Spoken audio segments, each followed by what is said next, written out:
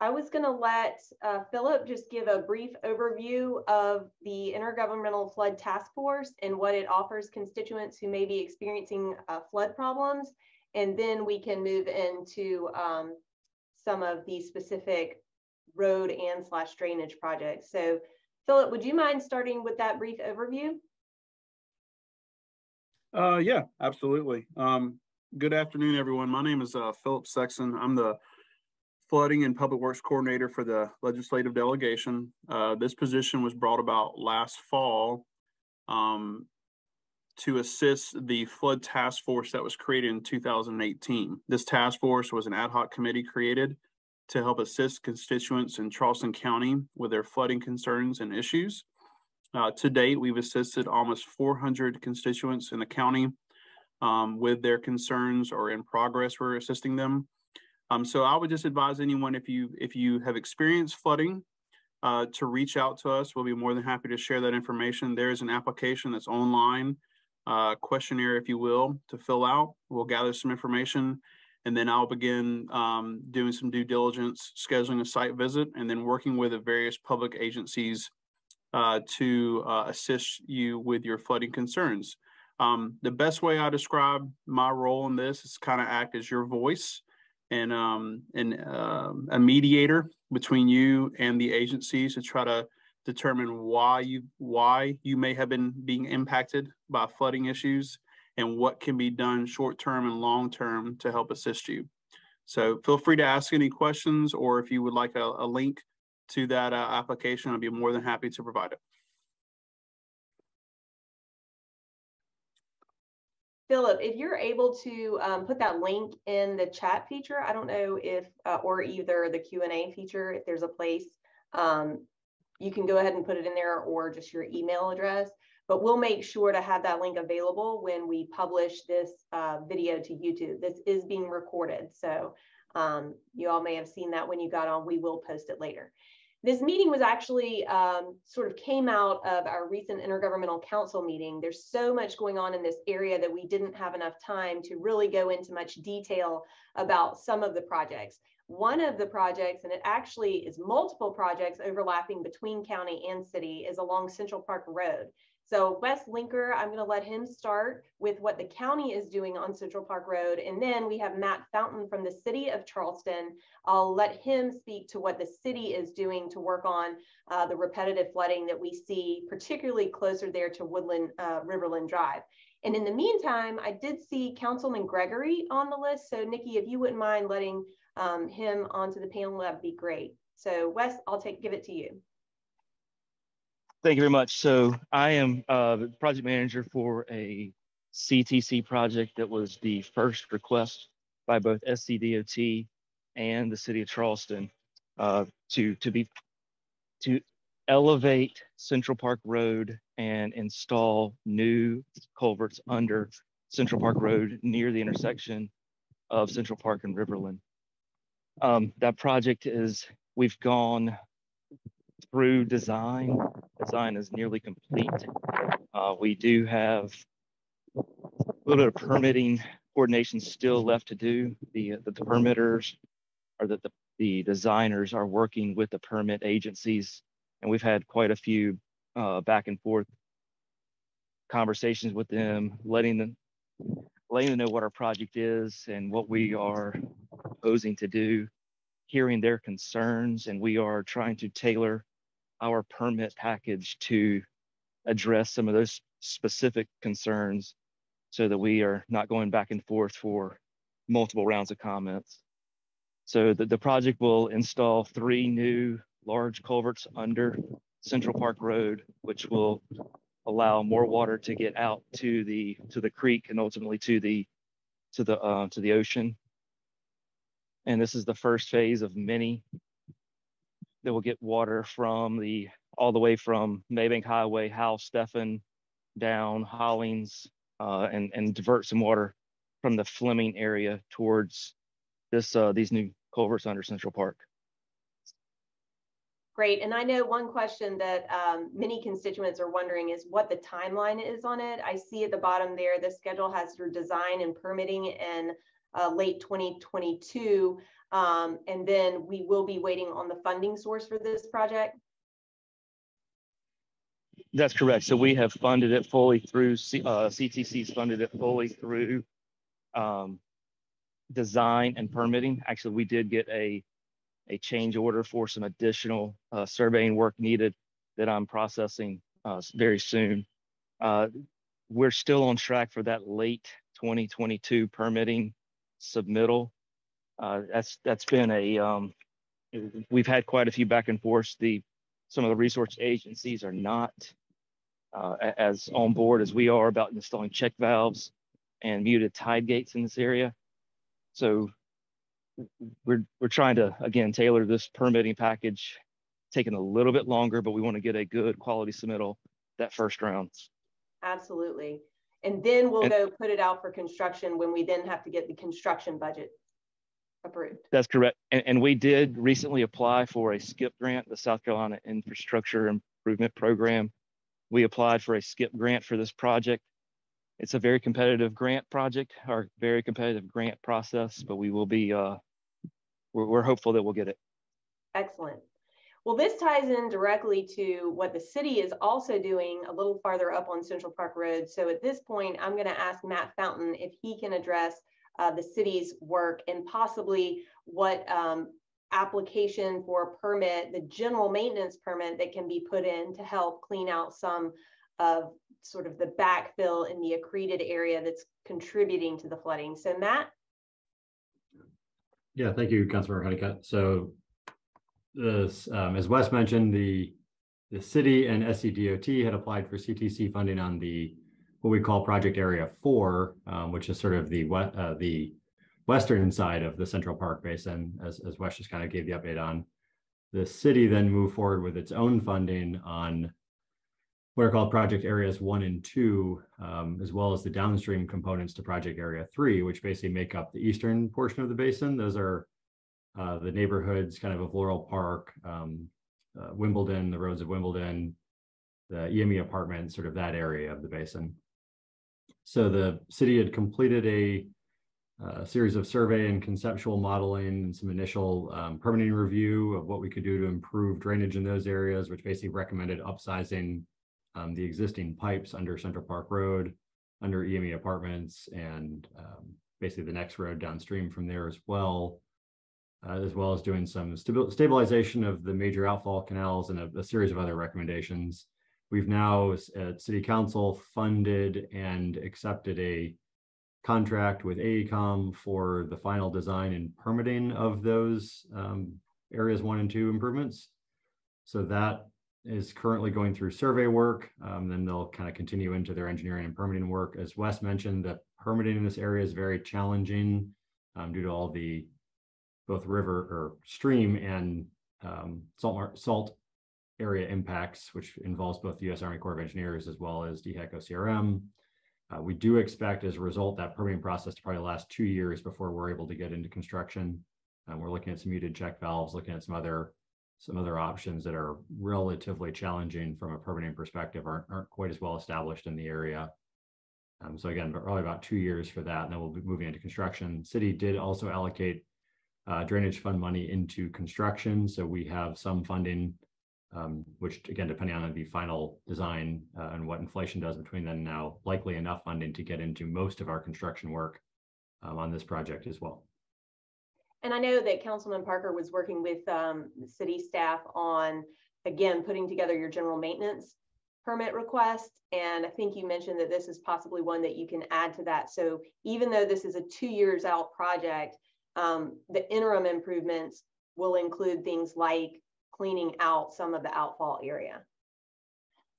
So I think both the city and county have looked at outfall cleaning in this area, and that's certainly something we'll continue to keep it functioning as well as it can until the larger improvements come online. The city also worked with the Greenbelt to purchase a property at the end of Howell Avenue, which I think Councilor Honeycutt, you supported through some of the Greenbelt process as well. And we're working with the county to come up with a design. The city's going to come up with a design. The county is going to help with some of the bulk construction work to also provide some flood storage relief at the end of Howell, which is another kind of interim potential project that could go into construction a little bit faster than the larger project. Yes, and thank you, Matt, for bringing that. It's a little bit down on the agenda, but I'll go ahead and mention it. At the end of Howell Avenue there behind Hollings, there is going to be a passive park. The city was a great partner in that, so thank you, Councilman Appel, Councilman Gregory, for helping facilitate that. But also the county's contribution is to create the drainage element that will go in there. And so many of those houses that have seen flooding will have an additional retention area so that that flooding, even though they're below sea level, when the tide is high, you may see some water standing, but as it moves out on a tide cycle, will go out faster with that retention. So as we work on that project, in addition to trying to get some right of way so that we can maintain those drainage areas better, that will continue to improve over time. So just so we don't move off this area, I wanted to give Devery and her team a chance to just provide a brief update on the Central Park and Riverland intersection improvements.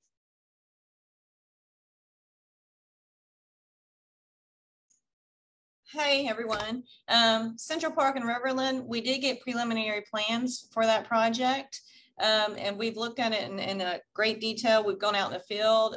We're really trying to balance the right-of-way impacts and the tree impacts. Riverland Drive is a scenic highway, which means any tree over 6 inches in DBH, it's protected. Usually it's 24 or more. So when it's scenic highway, it has a lot more stringent guidelines you have to follow. So we're trying to get a 10-foot path in, pedestrian path. In some places, we're going to squeeze that down to 8 by looking at the preliminary plans to avoid those major right-of-way impacts and tree impacts. And so we have gave our comments back to the consultant and they are incorporating them. They do have to send the arborist back out there to do a little bit more tree survey. And we will be sending those to the DOT once they get that tree survey completed. And Devery, that includes pedestrian enhancements as well, correct? Yeah, so it will include a 50-foot right turn lane on Central Park to help flush out traffic. There's an existing crosswalk there. It's not very safe, so we're going to install what is known as a rectangular rapid flashing beacon there, so that the cars will stop, the pedestrians can safely cross. And again, we'll be connecting a multi-use path or pedestrian path all the way from Woodlands Shores to the senior center where we had 2 other existing projects going on. Got it. Before we move on, I need to do a better job of this. I'm going to try to look at the questions, and we did get another question. So Matt, I'm going to go back to you because I think the city has the EME apartment area, the 42-inch pipe that's sealed. I know there's been a lot of talk about that. Is that an area that's going to be fixed in the work that the city's doing over there? Yeah, that's correct. So that that set of 2 pipes gets replaced with basically much larger box culverts in the design. So that whole section will be taken out and replaced with a much larger piece of pipe infrastructure. All right, and that's part of this 2-year plan, correct? That's correct. All right, so there was a question about that and I wanted to make sure that got answered, but we will be removing those pipes, but again, subject to all the permitting approvals we have to get for that. And then there was a question about getting the drainage area cleaned out on Howell. Wes, I know you've worked hard in this area on getting easements to do the maintenance we have to do in the drainage areas behind homes between Stephen and Howell. Can you speak to that at all or where we are? Yeah, so there's a ditch that the county does maintain. There's a hand clean only ditch. And we have attempted for many years to acquire drainage easement so that we can go in there and do machine maintenance on that ditch. I've personally walked the street, knocking on doors, talking to people. I held a public meeting and requested people reach out to me, talk to you a bit more, trying to acquire all those drainage easements. I received 1 person call me back and said, absolutely, we'll grant you the drainage easement.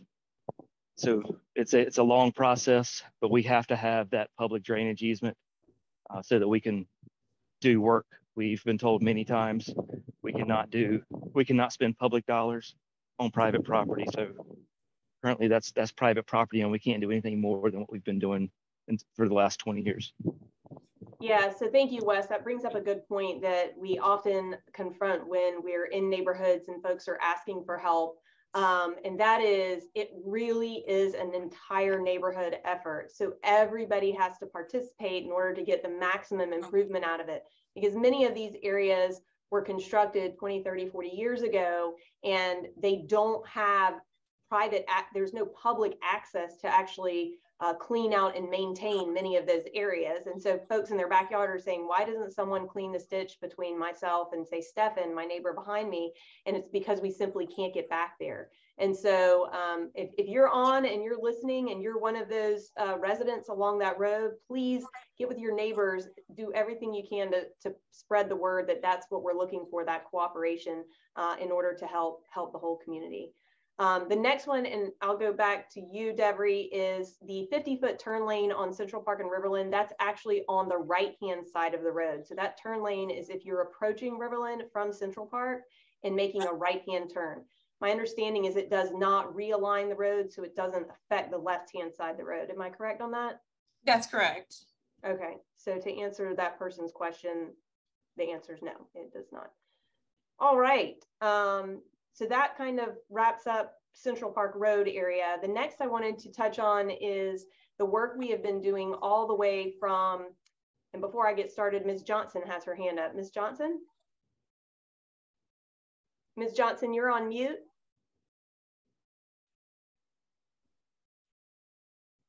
I think, can you hear me now? Yes, ma'am. Okay, well, thank you for allowing me to ask a question.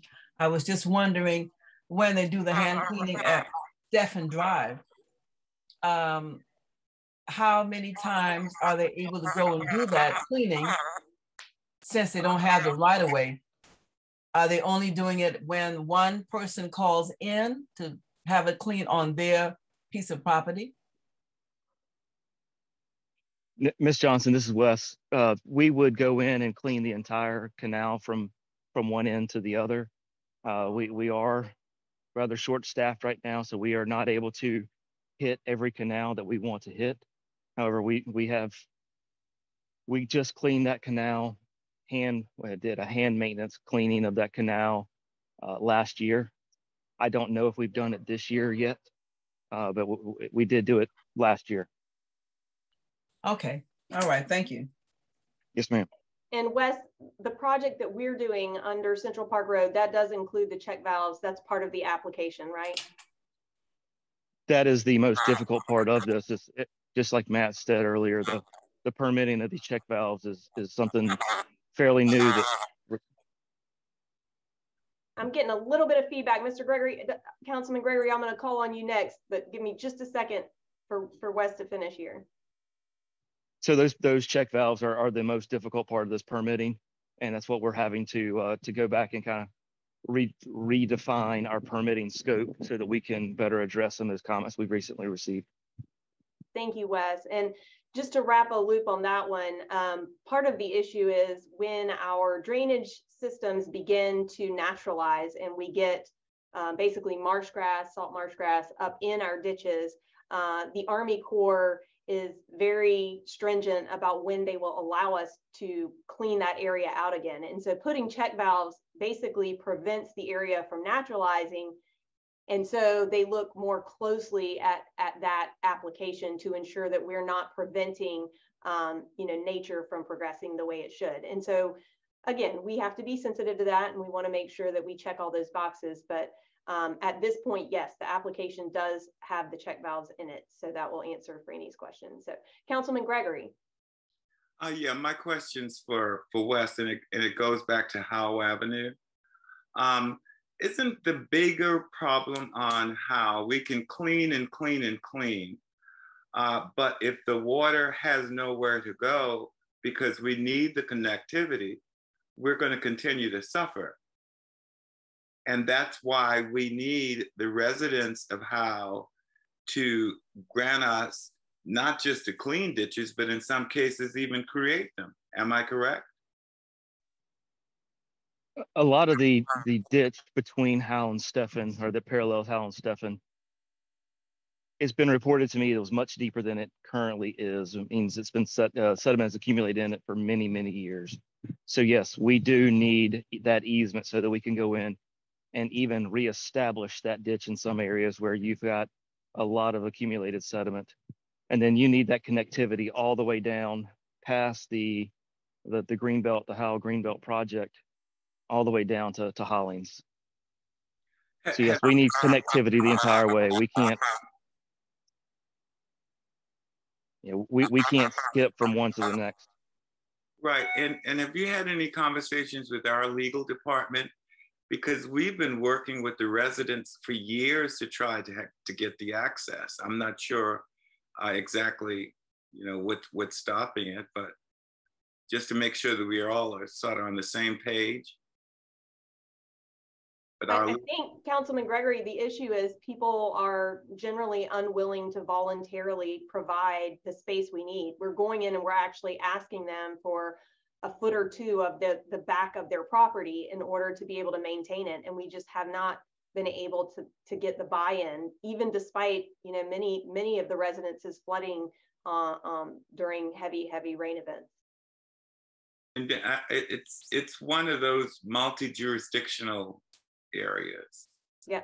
And I'm wondering whether or not we're having more problem with one than the other. One that perhaps if it's city, is it some place that we really need to work on that particular resident, you think?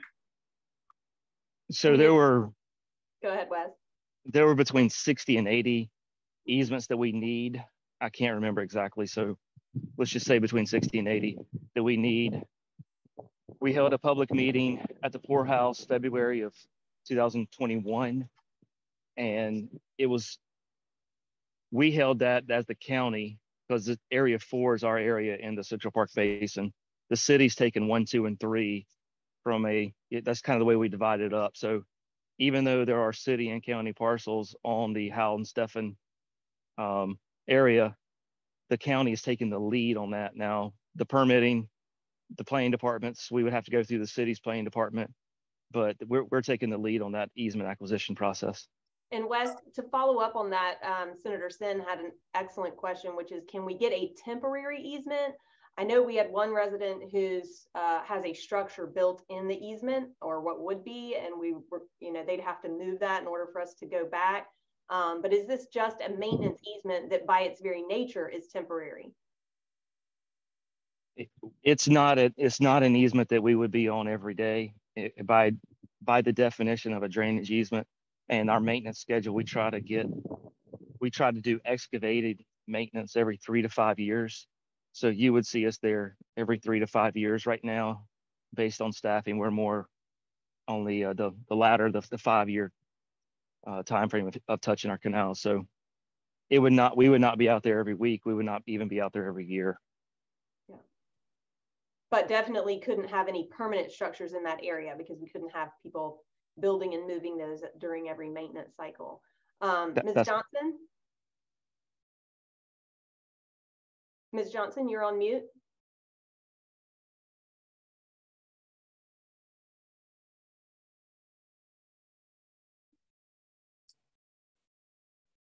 How about now?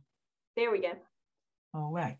So I'm concerned about this water that he's talking about connecting to the Hollings Road ditch, because I know I had the county to work on the drainage on Hollings Road a few years ago when we were paving the road.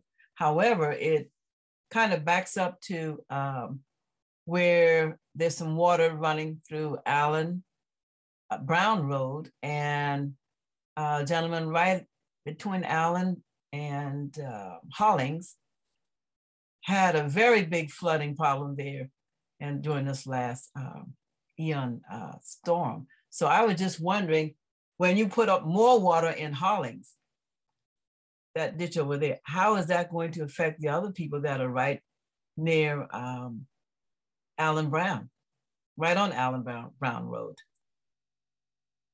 So the next thing after the Central Park culverts are installed would be to create a larger pathway, either by pipe or ditch, from what is currently the existing Hollings Canal up towards, I forget the name of the neighborhood, kind of near Fleming Road. Yes. And get water into that large canal that does run right down into those salt marshes where the water would ultimately discharge under Central Park Road. So as we've said multiple times, the culverts are the first phase of multiple phases. And the next one right after that, and we've already started looking at it, is how to get water down Hollings towards that large Hollings outfall, that large ditch that we have right there. So it sounds like what we're trying to do is create capacity and then direct the water to where the capacity is once it's there, which leads to our next project, because we had to work from the outfall at the Stono River backwards and move inland. And so the next phase after cleaning that outfall was to enhance the city's golf course, the municipal golf course, which has done an incredible job of retaining more of those high flood waters and high tide waters. And now we're even back to, I believe it's Carroll. Wes, is that your project? I think, is that out to bid yet? I believe it went out to bid either this week or next. So it was to go out to bid this week. However, we got a last minute drainage easement request from a neighbor that we were looking at adding a little extra water under or improving some ditches on the on the east side of Woodland Shores, and assuring that all of the pipes are sized properly. So we're gonna triple check it, and that will go out early next month for bid. Excellent. And so again, working back away from the coast, we're now up into sort of that Woodland Shores area, which I know many people are concerned about and certainly experienced some of the impact of Hurricane Ian. So the next, keeping sort of in these areas, the next area I was going to let Devery and her team address was the Maybank Highway Hawklight, where we're looking at what to do at the entrance of the municipal golf course, where there's a golf cart crossing that is somewhat, I would say, really unsafe right now. And so DOT has worked with us on this, and I'll let her explain that. Sure. Okay. Can y'all see my screen with the city golf course crossing? Is it up? Okay. So basically, we have to shift the driveway over at the Muni slightly to the left. If you're coming out the Muni, you have to shift it slightly to the left. It's really not going to impact the golf course or anything. It's maybe shifting it. I think it was less than 8 feet. We went out there and staked it so everyone could look at it. The Golf Commission, they did approve this change. We have to have the driveway a specific distance away from the crossing, so that when we install this hawk signal, and just so everyone knows, the hawk signal is basically a stoplight that stops cars just when pedestrians are crossing. It has to be an adequate distance away in order for it to be safe. So that's the reason why we have to shift the driveway. So we did get this project fully funded for construction, and we are working towards construction plans right now for this hawk signal. We will also be connecting a sidewalk along Maybank Highway to where it ends further down. Excellent.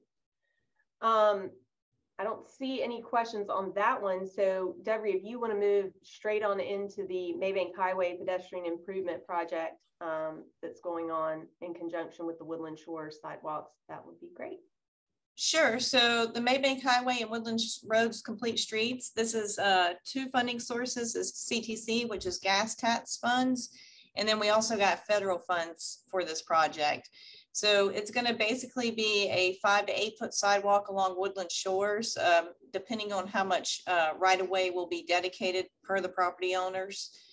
We're not allowed to purchase right away for this project since it does have gas tax funds. That's one of their policies, is you can't purchase right away. So we're doing the best we can. We're going to have 6 feet most of the way, I believe, looking at the plans that we have today. And then also we're going to do a 5 to 8 foot sidewalk along Maybank Highway as well, depending on if people will dedicate the right of way or the slope permissions. And then we're going to do a mid-block crossing right from the poorhouse to the Riverland Terrace. And there will be a median in the middle, and we will have fence up that will actually guide people to cross at this location so that they're just not crossing anywhere along Maybank. And that project has gone up. It's a lot of piping, it's a lot of drainage. We have, it has gone up significantly. So we did just take it to the Chats Committee, and we got the committee to approve an additional $1 million to make this project happen. So that will go to a full Chats meeting. I believe it will be at the next full Chats meeting for funding approval. And Debbie, I don't know if this is something that Public Works would speak to, or if it's still within the transportation wheelhouse, but one of the concerns that I heard following Ian is that residents, particularly on that side of Woodland Shores, are concerned about the impact that the sidewalk is going to have on drainage. So can you tell us, or one of you tell us, how the drainage will actually improve the situation over there when we go in to build these sidewalks?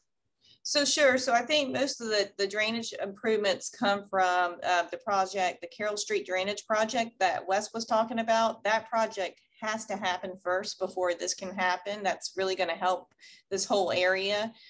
So we are working with them. We're still going back and forth with our drainage report to make sure that the two work together to make sure those drainage improvements do occur all along Woodland Shores and Carroll Street and Pawpaw Street. And his project is currently in procurement right now, so it will be advertised to bid, I would suspect, in the next month. Yeah. You'll see it. And then, do I understand correctly that the pipes are actually, that are going under the sidewalks that are going to replace the open ditch that's currently there? Yes, there will be pipes underneath the sidewalk. And we're still, like I said, we're still working through the drainage report, the finalized drainage report through all that. Excellent. All right, so I don't see any specific questions on that one. I do see Dr. Gaddis had her hand raised, and if you would like to type your comment in, Dr. Gaddis, we will answer your question as we go. The follow-up question came, and I think this will be for the city, and I'm not sure if this can be addressed or not, but the Maybank Highway project sort of ends in front of Terrace and Poorhouse right now. But there was a commitment on behalf of the developer near the gathering place to put a stoplight at Fleming. Do we know what the status of that is? I think the last I heard, SCDOT traffic counts did not warrant the stoplight yet. Is that still the case? I don't know if Michael Mathis is on this, but that is the last I have heard as well, was that did not warrant a traffic signal. We are putting a sidewalk on Fleming Road as well, but I do believe you are correct. It did not warrant a signal the last time they looked at it. Nikki, would you please admit Mr. Somerville as a panelist, and that way he might be able to speak. But Councilman Gregory, are you aware of where that stands? You might have to unmute yourself. Yeah, it's my understanding that it still has to do with traffic count. Okay. There hasn't been a change. But while I'm here, on the sidewalks on Fleming, I think that's where the new development goes, and then it stops. We'd had some discussion to go beyond that on Fleming with sidewalks, but it was going to require drainage fixes first. Is there any progress on that, going beyond and extending the sidewalk further down Fleming? No, sir. All that has been requested, that has been funded at this time, is from Standard Way to Maybank Highway. I know it was looked at putting sidewalk down the whole thing, and it was over $2 million, which is, more than what we typically give for a pedestrian project. So the city has been putting in requests to kind of maybe phase a sidewalk on that project. Yeah. And we did look at the next phase, but all the 2023 transportation funds this year were used to cover carryover needs due to the cost of inflation on existing projects. Okay, I just don't want it to be forgotten, because I think the phasing is the way to go to at least continue extending the sidewalk. We all know the safety issue on Fleming. Yes, sir. So yeah, so I would definitely advocate that the city should go ahead and submit that again next year, and hopefully we won't be using all the money due to inflation to cover carryover needs. Okay, thank you. We did get a question about the Camp and Fort Johnson intersection, somewhat outside of this specific area, but I did want to give Devery a chance to quickly touch on that. That's where we're doing the smaller roundabout near Stone Post Road. Devery, can you just weigh in on that a little bit? I believe John Martin's here, and I think he's going to the BZA, so I'll let him chime in on that when he's actually managing that project. That's right. Can you hear me okay? Yes, sir. Thank you. All right. Yes, we do have the Board of Zoning Appeals tomorrow for this project for the trees. And we are also preparing to submit to the city TRC for this project very soon. And we have the utility coordination is still very much ongoing with this project. Was there a specific question someone had that maybe I could help with? No, just an update. I think folks kind of want to know what the timeline is on that one. So, well, right now we still have a lot of permitting to go through, and the right-of-way process, which we have not started yet, but we're planning to get started before the end of the year. So I'm thinking right now we're looking at probably, it might be a year towards the end of 2023 before we could advertise. And that's providing everything moves along as planned. We're also looking at the stone monuments. We have a few options on where we can move those that we're actively discussing with the town and residents. Yeah. So that's where we are with that project. Thank you. But for residents who are interested in that project, that tree meeting tomorrow night is where they're going to discuss the 2 trees that will have to come down. They are at the intersection on Camp Road. If you're facing the stone post, they're on your left. But those, we've looked at every way to minimize the tree impacts, and that has to accommodate drainage under there. And so I've been very persistent with our staff to make sure that this is something we could not sort of move around. But unfortunately, we just can't, given the dynamics at play. So feel free to voice your, concerns about that tomorrow at the town BZA meeting. But thank you so much, Mr. Martin, for being on. I understand if you have to run to the next meeting, but I appreciate you being here and addressing that. I would like to ask a question. The 2 trees you're talking about, is that on the opposite side of the stone post? Yes, on the Camp Road side. It is. It's if you're heading from Stone Post towards Dills Bluff, they're just on your right. It's 2 trees just after the intersection on Fort Johnson. Okay. And we're going to have that meeting tomorrow at 5 p.m. And I'm just going to go back. Dr. Gaddis had a more specific question. So Wes, I will make sure we make a note of this. But she specifically references 402, I think it's 403, 405.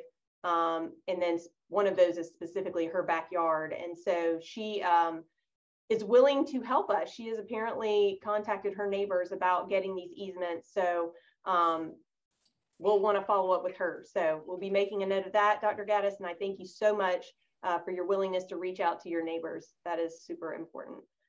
All right. Moving on down our list of projects, the Riverland Drive sidewalk. I know we talked a little bit about the intersection improvement at Central Park, but Devery, if you could give us sort of the Riverland to Kent Road all the way out to Folly picture of the multi-use path and connected sidewalks that are in the works, that would be great. Sure. Okay. So we are actually connecting all the way from Maybank, that mid-block crossing, down Woodland Shores, down Riverland Drive, and it's going to go all the way down Riverland Drive to Crate Myrtle, which is just past Camp Road, that neighborhood right there to your left, past the Camp Road intersection. And we're trying to stay as far away from the road as possible.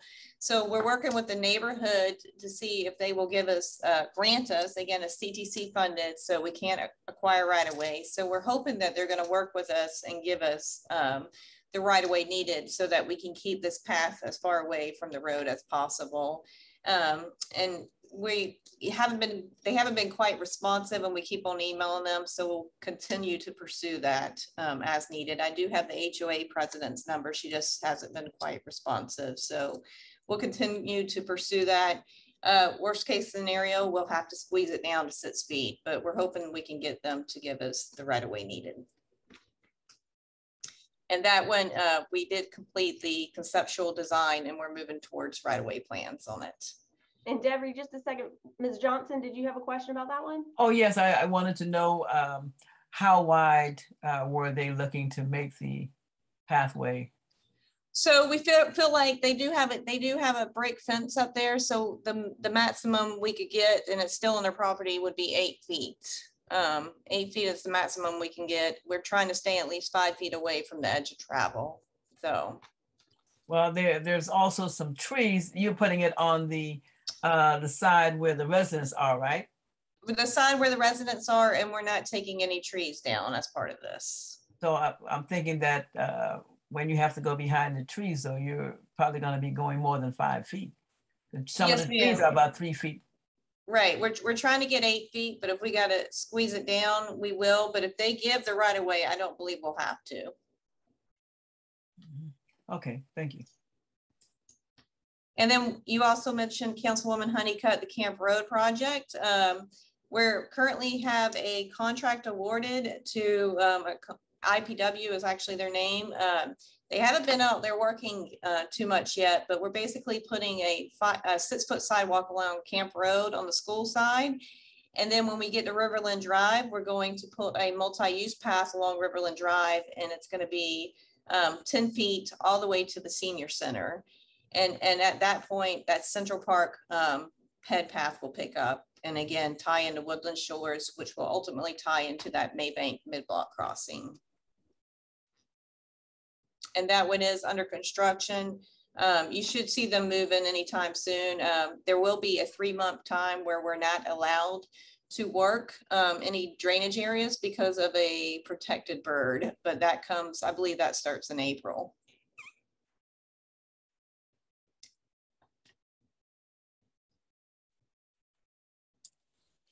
Did you have a slide on the McLeod Plantation one? I do. And John, do you want to talk about that one as well? Sure. This project, we're in the final stages of permitting with SCDOT and the city. And we're also, I'm also working to coordinate an easement for the sidewalk, the multi-use path with CCPRC and the city. So that's still ongoing, but things are moving along. Excellent. And that path it enhances and connects the intersection of Folly Road and Maybank, and will go all the way up to, is it Tatum? Right. It's between Country Club and Tatum, and it goes down Country Club. It's just a 5-foot sidewalk on Country Club, and then we're proposing a 8-foot wide multi-use path on Folly Road. Excellent. And is that one a part of Rethink Folly eventually? It's not officially, but it is. It kind of ties into that. This project was earlier. Excellent. All right, so that basically ties us back around from Maybank, Folly, Camp, all the way down to Riverland and up Woodland Shores. So there'll be a great connected path there that people can get around. Councilwoman Honeycutt, can I? Yes. Ask a question? I want to go back to the Camp Road. And first, I would just like to mention that it looks to me like work is being done in front of the school, that they seem to actually be cutting ground. I was so excited. And then the other question is really for Devry. What kind of bird? I believe it was a wood stork.